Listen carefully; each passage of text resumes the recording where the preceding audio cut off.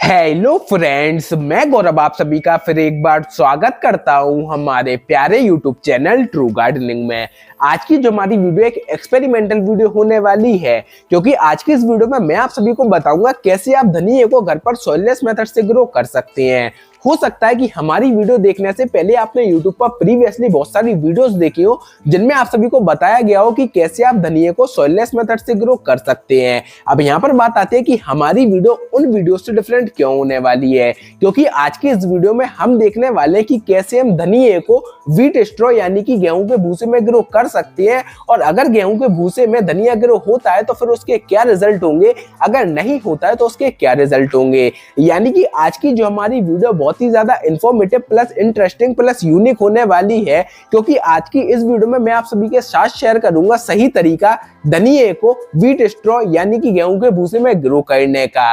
तो इस वीडियो को आप पूरा लास्ट तक देखिएगा। बाकी अगर आखिरी तक ये वीडियो आप सभी को इंफॉर्मेटिव लगे तो इस वीडियो को लाइक कमेंट शेयर और हमारे चैनल को सब्सक्राइब करना ना भूलें, क्योंकि हमारे चैनल पर कुछ ऐसी अमेजिंग और इंफॉर्मेटिव वीडियोस आती रहती हैं। तो चलिए हम आज का वीडियो स्टार्ट करते हैं। तो फर्स्ट ऑफ ऑल आप सभी भी अगर धनिये को गेहूं के भूसे में ग्रो करना चाहते हैं तो सबसे पहले आप सभी को इसके बीज ही चाहिए पड़ेंगे। अब ये जो आप सभी के सामने मैंने धनिये के बीज को प्लेस करा हुआ है, ये ऑर्गेनिक अनट्रीटेड सीड्स हैं।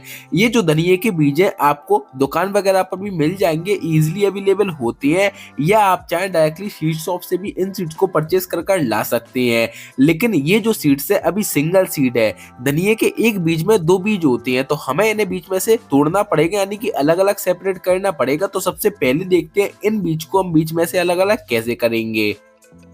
तो धनिये के बीज को अलग अलग करने के लिए सिंपली आप सभी को कुछ इस तरीके की पॉलीथीन ले लेना है। इसके अंदर जो हमारे धनिये के बीज है उन्हें आप कर देंगे प्लेस, और इसके बाद कुछ इसी सेम तरीके से आप इन्हें हल्के हाथों की मदद से प्रेस करेंगे, जिससे जो हमारे सीड्स है एक सीड टूटकर दो सीड में कन्वर्ट हो जाए। एक बात का याद रखना है, ज्यादा हार्डली आपको इन सीड्स को क्रैक नहीं करना है, यानी कि इन सीड्स को आपको मिसीलना नहीं, यानी कि पीसना नहीं है। बिल्कुल पोलाइटली आप है ना कुछ इसी सेम तरीके से इन सीड्स के ऊपर प्रेशर डालेंगे, जिससे जो हमारे सीड्स है बीच में से दो भाग इसके हो जाएं।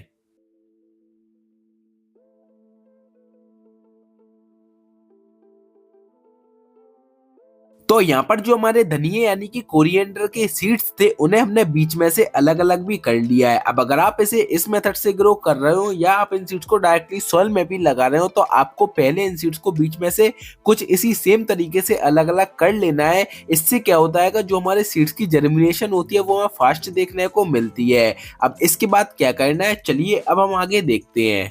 इसके बाद आप सभी को एक कटोरी यानी कि बाउल लेना है, उसमें नॉर्मल वाटर को कर लेंगे फिल। अगर आप चाहें तो जो आरओ का वाटर होता है उसका भी यूज कर सकते हैं, नो इशू। इसके बाद जो हमारे धनिये के सीड्स है उन्हें हम लेंगे और वाटर के अंदर कर देंगे सोक 24 आवर्स के लिए, जिससे जो हमारे सीड्स है इनमें वाटर अच्छी तरीके से सोक हो जाए। इस प्रोसेस को हम प्री सोकिंग ऑफ सीड्स भी बोलते हैं। इसे करने से जो हमारे सीड्स होते हैं जल्दी जर्मिनेट होते हैं। इसके बाद इन सीड्स को आपको वाटर में अच्छी तरीके से कर देना है मिक्स, और अब हम इसे ऐसे ही छोड़ देंगे 24 घंटे के लिए।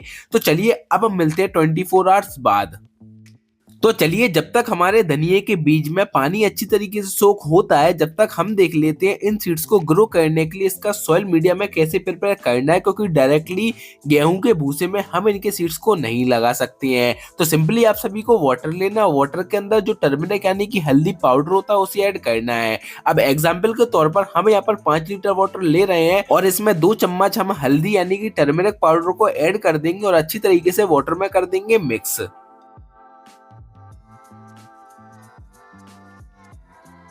तो यहाँ पर हमने वाटर में हल्दी यानी कि टर्मरिक पाउडर को भी अच्छी तरीके से मिक्स कर दिया है। इसके बाद जो हमारा गेहूं का भूसा है उसे हमें लेना है।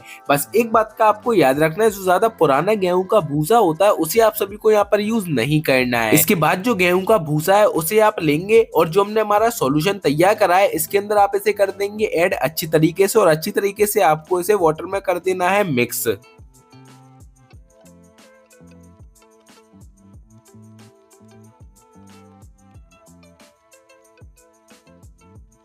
तो यहाँ पर जो हमारा गेहूं का भूसा था उसे हमने हमारे सॉल्यूशन में अच्छी तरीके से ऐड कर दिया है और इसे भी हम इंडो प्लेस कर देंगे और 24 घंटे के लिए ऐसा ही छोड़ देंगे।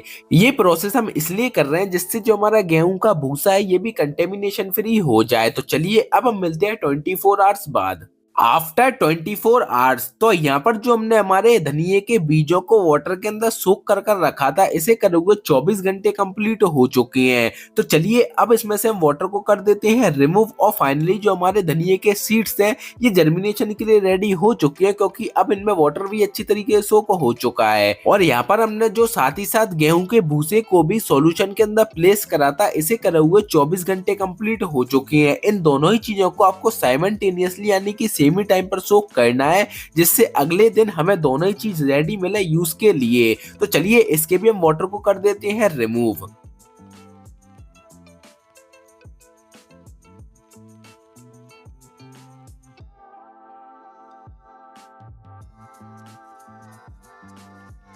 तो यहाँ पर जो हमारा गेहूं का भूसा था इसे भी हमने वाटर में से निकाल लिया और इसे आपको निकालने के बाद आधे घंटे के लिए ऐसा ही छोड़ देना है। इससे क्या होगा, इसमें जो एक्स्ट्रा वाटर होगा वो भी अच्छी तरीके से निकल जाएगा। तो यहाँ पर अब जो हमारी दोनों ही चीजें हैं वो रेडी हैं। तो चलिए अब हम देखते हैं कि आगे हमें क्या करना है।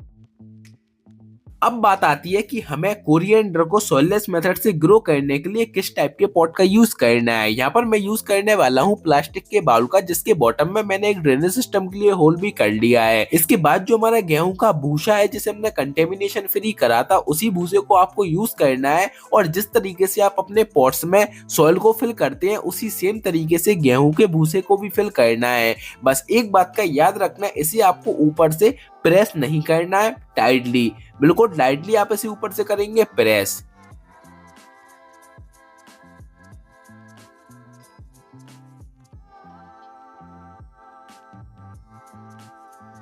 तो यहाँ पर हमने हमारे पॉट को गेहूं के भूसे से भी फिल कर लिया है। ये हमारे धनिये के सीड्स जिन्हें हमने 24 घंटे के लिए वाटर में सोक करा था, इन सीड्स को भी हमने वाटर में से निकाल लिया था और वाटर में से निकालने के बाद आपको भी इन सीड्स को 10 से 15 मिनट्स के लिए ऐसा ही रख देना है। इसके बाद इन सीड्स को आप लेंगे और डायरेक्टली जो हमारा गेहूं का भूसा है इसके ऊपर स्प्रिंकल कर देंगे कुछ इसी सेम तरीके से और डिस्टेंस पर आपको इन सीड्स को स्प्रिंकल करना है, सीड्स की ओवरलैपिंग नहीं होनी चाहिए। तो यहाँ पर जो हमारे धनिये यानी कि कोरिएंडर के सीड्स थे उन्हें हमने गेहूं के भूसे के ऊपर प्लेस कर दिया है। इसी सेम तरीके से आप सभी को भी करना है और धनिये के सीड्स को इसके ऊपर स्प्रिंकल करने के बाद ऊपर से जो गेहूं का भूसा था उसकी आपको लेयर कर देना है। आधा से 1 इंच तक की लेयर सफिशिएंट और एक बात का याद रखना है, आपको इसे दबाना नहीं है, बिल्कुल लाइटली आप हल्के हाथों की मदद से इसे ऊपर से हल्का हल्का सा प्रेस कर देंगे कुछ इसी सेम तरीके से।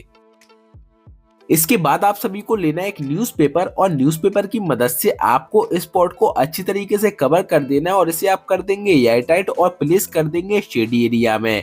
ये प्रोसेस हम इसलिए करते हैं क्योंकि जो धनिये के बीज होते हैं ये वार्म जगह यानी कि जितनी गर्म जगह होगी उतना ही जल्दी ये जर्मिनेट होता है, इसलिए हम इसके ऊपर से न्यूज़पेपर का कवर करते हैं जिससे इसमें मॉइस्चर मेंटेन हो जाए। जब एक बार इसमें मॉइस्चर मेंटेन हो जाएगा तो जो हमारे धनिये के सीड्स हैं वो जल्दी जर्मिनेट होंगे। तो चलिए अब हम देखते हैं के सक्सेसफुल रिजल्ट। बाकी अगर ये वीडियो आप सभी को इन्फॉर्मेटिव लगी हो तो इस वीडियो को लाइक कमेंट शेयर और हमारे चैनल को सब्सक्राइब करना ना भूलें क्योंकि हमारे चैनल पर कुछ ऐसी अमेजिंग और इन्फॉर्मेटिव वीडियोस आती रहती हैं। तो चलिए अब हम देखते हैं इसके सक्सेसफुल रिजल्ट। ये हमारे कुछ 8 दिन बाद के रिजल्ट और फाइनली जो धनिये के बीज है वो यहाँ पर जर्मिनेट हो चुकी हैं और जैसा कि आप सभी भी यहाँ पर देख सकते हैं कितने सक्सेसफुल यहाँ पर हमें इनके रिजल्ट मिले हुए हैं।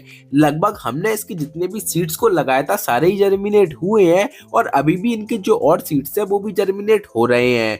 तो बेसिकली इस स्टेज पर हमें कुछ नहीं करना है, इसके ऊपर से जो हमने न्यूज़पेपर का कवर करा था उसे आपको कंप्लीटली कर देना है रिमूव और इस पॉट को आप ऐसी लोकेशन पर प्लेस कर देंगे जहां इसे मॉर्निंग की 3 से 4 घंटे की डायरेक्ट सनलाइट की रोशनी मिल सके। अभी स्टार्टिंग फेज में सफिशिएंट है, बाकी हमें कुछ नहीं करना है, इसकी वाटरिंग का रखना है ख्याल और हाँ ओवर वाटरिंग भी आप सभी को नहीं करना है। ये हमारे को 13 दिन बाद के रिजल्ट और देखिए कितनी अच्छी यहाँ पर हमारे प्लांट्स की ग्रोथ चल रही है अभी तक। तो चलिए अब हम देखते हैं इन प्लांट्स के फाइनल रिजल्ट। ये हमारे कुछ 37 डेज बाद के रिजल्ट, और यहाँ पर आप देख सकते हैं जो हमने हमारे धनिये को लगाया था गेहूं के भूसे के अंदर, तो स्टार्टिंग डेज में हमें इसके जो रिजल्ट हैं अच्छे देखने को मिले, लेकिन अब जो हमारे प्लांट्स हैं धीरे धीरे कर खराब हो रहे हैं और इनमें से कुछ प्लांट्स पूरी तरीके से खराब भी हो चुके हैं। अब ऐसा क्यों हुआ है, तो सबसे पहले मैं आप सभी के साथ उसी का रीजन शेयर करता हूँ। तो जब भी आप धनिये को यानी कि कोरिएंडर को गेहूं के भूसे के अंदर लगाते हैं, तो जो गेहूं का भूसा होता है इसमें किसी भी तरीके के न्यूट्रिएंट्स इस टाइप के नहीं होते हैं कि जो हमारे प्लांट्स को मिल सके, जिसकी वजह से जो हमारा प्लांट्स है वो अच्छी तरीके से ग्रोथ कर पाए। इन कंपैरिजन अगर हम सॉइल से कंपेयर करें तो सॉइल में बहुत सारे न्यूट्रिशंस होते हैं, जिसकी वजह से जो हमारे प्लांट्स है वो अच्छी तरीके से ग्रोथ कर पाते हैं। वहीं पर अगर आप भी धनिये को गेहूं के भूसे के अंदर लगाते हैं तो इसमें किसी भी तरीके के न्यूट्रिशंस नहीं होते हैं, जिसकी वजह से जो हमारे प्लांट्स है इसमें ज्यादा दिनों तक सर्वाइव नहीं कर पाते हैं। अगर आप भी कोरिएंडर को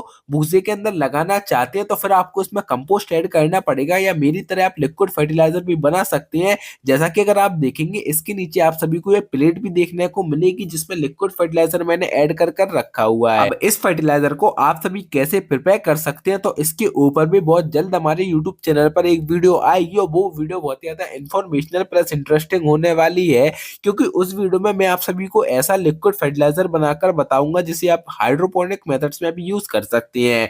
बाकी आज की वीडियो आप सभी को कैसी लगी तो नीचे कमेंट बॉक्स में कमेंट कर जरूर बताइएगा।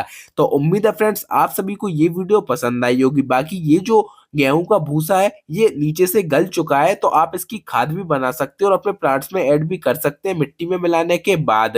तो उम्मीद है फ्रेंड्स आप सभी को ये वीडियो पसंद आई होगी। So thank you friends to see my YouTube channel True Gardening. अगर आप सभी को ये वीडियो पसंद आई हो और इन्फॉर्मेटिव लगी हो तो इस वीडियो को लाइक कमेंट शेयर और हमारे चैनल को सब्सक्राइब करना ना भूलें, क्योंकि हमारे चैनल पर कुछ ऐसी अमेजिंग और इन्फॉर्मेटिव वीडियोस आती रहती हैं। फिर मिलेंगे हम एक न्यू वीडियो